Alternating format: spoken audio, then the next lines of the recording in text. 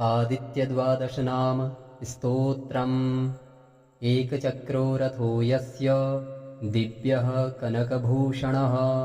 स मे भवतु सुप्रीतः पञ्चहस्तो दिवाकरः। आदित्यः प्रथमं नामं द्वितीयं तु दिवाकरः तृतीयं भास्करः प्रोक्तं चतुर्थं तु प्रभाकरः पञ्चमं तु सहस्रांशुः षष्ठं चैव त्रिलोचनः सप्तमं हरिदश्वश्च अष्टमं तु विभावसुः नवमं दिनकृतप्रोक्तं दशमं द्वादशात्मकः एकादशं त्रयीमूर्तिर्द्वादशं सूर्य एव च द्वादशादित्यनामानि प्रातःकाले पठेन्नरः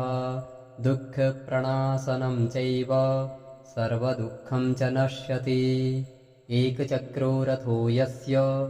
दिव्यः कनकभूषणः स मे भवतु सुप्रीतः पञ्चहस्तो दिवाकरः। आदित्यः प्रथमं नामं द्वितीयं तु दिवाकरः तृतीयं भास्करः प्रोक्तं चतुर्थं तु प्रभाकरः पञ्चमं तु सहस्रांशुः षष्ठं चैव त्रिलोचनः सप्तमं हरिदश्वश्च अष्टमं तु विभावसुः नवमं दिनकृतप्रोक्तं दशमं द्वादशात्मकः एकादशं त्रयीमूर्तिर्द्वादशं सूर्य एव च द्वादशादित्यनामानि प्रातःकाले पठेन्नरः दुःखप्रणाशनं चैव सर्वदुःखं च नश्यति। एकचक्रो रथो यस्य दिव्यः कनकभूषणः स मे भवतु सुप्रीतः पञ्चहस्तो दिवाकरः। आदित्यः प्रथमं नामं द्वितीयं तु दिवाकरः तृतीयं भास्करः प्रोक्तं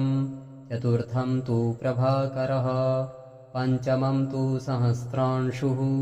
षष्ठं चैव त्रिलोचनः सप्तमं हरिदश्वश्च अष्टमं तु विभावसुः नवमं दिनकृतप्रोक्तं दशमं द्वादशात्मकः एकादशं त्रयीमूर्तिर्द्वादशं सूर्य एव च द्वादशादित्यनामानि प्रातःकाले पठेन्नरः दुःखप्रणाशनं चैव सर्वदुःखं च नश्यति। एकचक्रो रथो यस्य दिव्यः कनकभूषणः स मे भवतु सुप्रीतः पञ्चहस्तो दिवाकरः। आदित्यः प्रथमं नामं द्वितीयं तु दिवाकरः तृतीयं भास्करः प्रोक्तं चतुर्थं तु प्रभाकरः पञ्चमं तु सहस्रांशुः षष्ठं चैव त्रिलोचनः सप्तमं हरिदश्वश्च अष्टमं तु विभावसुः नवमं दिनकृतप्रोक्तं दशमं द्वादशात्मकः एकादशं त्रयीमूर्तिर्द्वादशं सूर्य एव च द्वादशादित्यनामानि प्रातःकाले पठेन्नरः दुःखप्रणाशनं चैव सर्वदुःखं च नश्यति। एकचक्रो रथो यस्य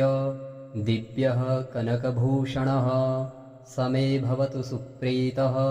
पञ्चहस्तो दिवाकरः। आदित्यः प्रथमं नामं द्वितीयं तु दिवाकरः तृतीयं भास्करः प्रोक्तं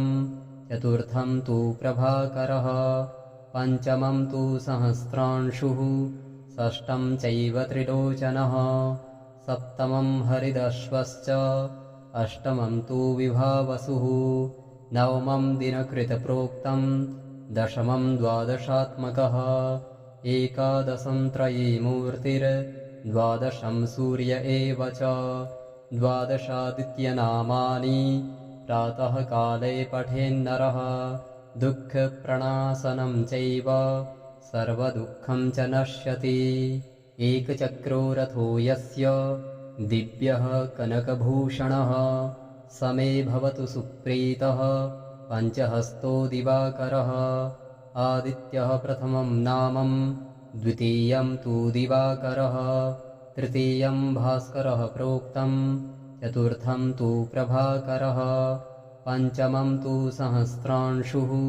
षष्ठं चैव त्रिलोचनः सप्तमं हरिदश्वश्च अष्टमं तु विभावसुः नवमं दिनकृतप्रोक्तं दशमं द्वादशात्मकः एकादशं त्रयीमूर्तिर्द्वादशं सूर्य एव च द्वादशादित्यनामानि प्रातःकाले पठेन्नरः दुःखप्रणाशनं चैव सर्वदुःखं च नश्यति एकचक्रो रथो यस्य दिव्यः कनकभूषणः स मे भवतु सुप्रीतः पञ्चहस्तो दिवाकरः आदित्यः प्रथमं नामं द्वितीयं तु दिवाकरः तृतीयं भास्करः प्रोक्तं चतुर्थं तु प्रभाकरः पञ्चमं तु सहस्रांशुः षष्ठं चैव त्रिलोचनः सप्तमं हरिदश्वश्च अष्टमं तु विभावसुः नवमं दिनकृतप्रोक्तं दशमं द्वादशात्मकः एकादशं त्रयीमूर्तिर्द्वादशं सूर्य एव च द्वादशादित्यनामानि प्रातःकाले पठेन्नरः दुःखप्रणाशनं चैव सर्वदुःखं च नश्यति एकचक्रो रथो यस्य दिव्यः कनकभूषणः स मे भवतु सुप्रीतः पञ्चहस्तो दिवाकरः आदित्यः प्रथमं नामं द्वितीयं तु दिवाकरः तृतीयं भास्करः प्रोक्तं चतुर्थं तु प्रभाकरः पञ्चमं तु सहस्रांशुः षष्ठं चैव त्रिलोचनः सप्तमं हरिदश्वश्च अष्टमं तु विभावसुः नवमं दिनकृतप्रोक्तं दशमं द्वादशात्मकः एकादशं त्रयीमूर्तिर्द्वादशं सूर्य एव च द्वादशादित्यनामानि प्रातःकाले पठेन्नरः दुःखप्रणाशनं चैव सर्वदुःखं च नश्यति एकचक्रो रथो यस्य दिव्यः कनकभूषणः स मे भवतु सुप्रीतः पञ्चहस्तो दिवाकरः आदित्यः प्रथमं नामं द्वितीयं तु दिवाकरः तृतीयं भास्करः प्रोक्तं चतुर्थं तु प्रभाकरः पञ्चमं तु सहस्रांशुः षष्ठं चैव त्रिलोचनः सप्तमं हरिदश्वश्च अष्टमं तु विभावसुः नवमं दिनकृतप्रोक्तं दशमं द्वादशात्मकः एकादशं त्रयीमूर्तिर्द्वादशं सूर्य एव च द्वादशादित्यनामानि प्रातःकाले पठेन्नरः दुःखप्रणाशनं चैव सर्वदुःखं च नश्यति एकचक्रो रथो यस्य दिव्यः कनकभूषणः स मे भवतु सुप्रीतः पञ्चहस्तो दिवाकरः आदित्यः प्रथमं नामं द्वितीयं तु दिवाकरः तृतीयं भास्करः प्रोक्तं चतुर्थं तु प्रभाकरः पञ्चमं तु सहस्रांशुः षष्ठं चैव त्रिलोचनः सप्तमं हरिदश्वश्च अष्टमं तु विभावसुः नवमं दिनकृतप्रोक्तं दशमं द्वादशात्मकः एकादशं त्रयीमूर्तिर्द्वादशं सूर्य एव च द्वादशादित्यनामानि प्रातःकाले पठेन्नरः दुःखप्रणाशनं चैव सर्वदुःखं च नश्यति एकचक्रो रथो यस्य दिव्यः कनकभूषणः स मे भवतु सुप्रीतः पञ्चहस्तो दिवाकरः आदित्यः प्रथमं नामं द्वितीयं तु दिवाकरः तृतीयं भास्करः प्रोक्तं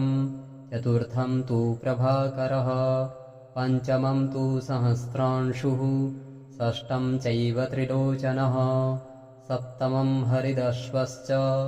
अष्टमं तु विभावसुः नवमं दिनकृतप्रोक्तं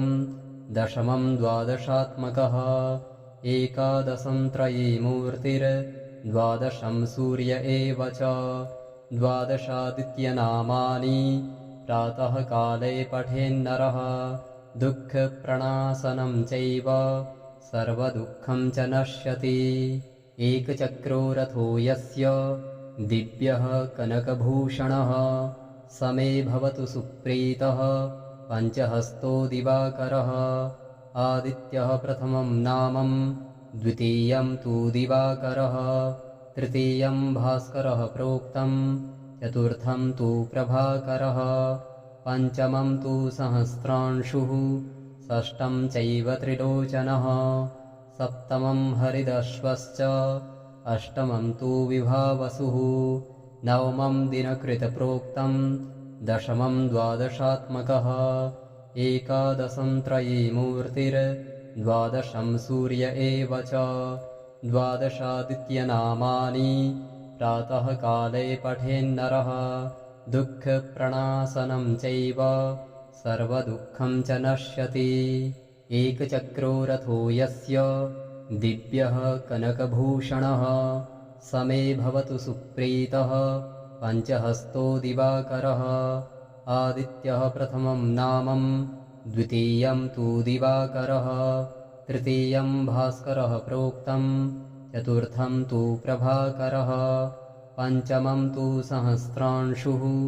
षष्ठं चैव त्रिलोचनः सप्तमं हरिदश्वश्च अष्टमं तु विभावसुः नवमं दिनकृतप्रोक्तं दशमं द्वादशात्मकः एकादशं त्रयीमूर्तिर्द्वादशं सूर्य एव च द्वादशादित्यनामानि प्रातःकाले पठेन्नरः दुःखप्रणाशनं चैव सर्वदुःखं च नश्यति। एकचक्रो रथो यस्य दिव्यः कनकभूषणः स मे भवतु सुप्रीतः पञ्चहस्तो दिवाकरः। आदित्यः प्रथमं नामं द्वितीयं तु दिवाकरः तृतीयं भास्करः प्रोक्तं चतुर्थं तु प्रभाकरः पञ्चमं तु सहस्रांशुः षष्ठं चैव त्रिलोचनः सप्तमं हरिदश्वश्च अष्टमं तु विभावसुः नवमं दिनकृतप्रोक्तं दशमं द्वादशात्मकः एकादशं त्रयीमूर्तिर्द्वादशं सूर्य एव च द्वादशादित्यनामानि प्रातःकाले पठेन्नरः दुःखप्रणाशनं चैव सर्वदुःखं च नश्यति। एकचक्रो रथो यस्य दिव्यः कनकभूषणः स मे भवतु सुप्रीतः पञ्चहस्तो दिवाकरः। आदित्यः प्रथमं नामं द्वितीयं तु दिवाकरः तृतीयं भास्करः प्रोक्तं चतुर्थं तु प्रभाकरः पञ्चमं तु सहस्रांशुः षष्ठं चैव त्रिलोचनः सप्तमं हरिदश्वश्च अष्टमं तु विभावसुः नवमं दिनकृतप्रोक्तं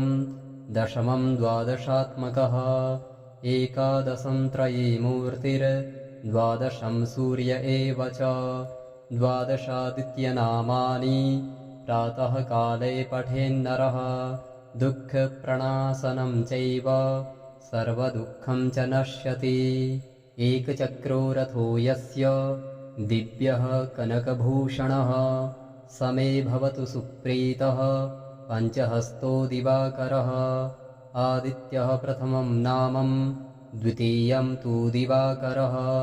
तृतीयं भास्करः प्रोक्तं चतुर्थं तु प्रभाकरः पञ्चमं तु सहस्रांशुः षष्ठं चैव त्रिलोचनः सप्तमं हरिदश्वश्च अष्टमं तु विभावसुः नवमं दिनकृतप्रोक्तं दशमं द्वादशात्मकः एकादशं त्रयीमूर्तिर्द्वादशं सूर्य एव च द्वादशादित्यनामानि प्रातःकाले पठेन्नरः दुःखप्रणाशनं चैव सर्वदुःखं च नश्यति। एकचक्रो रथो यस्य दिव्यः कनकभूषणः स मे भवतु सुप्रीतः पञ्चहस्तो दिवाकरः आदित्यः प्रथमं नामं द्वितीयं तु दिवाकरः तृतीयं भास्करः प्रोक्तं चतुर्थं तु प्रभाकरः पञ्चमं तु सहस्रांशुः षष्ठं चैव त्रिलोचनः सप्तमं हरिदश्वश्च अष्टमं तु विभावसुः नवमं दिनकृतप्रोक्तं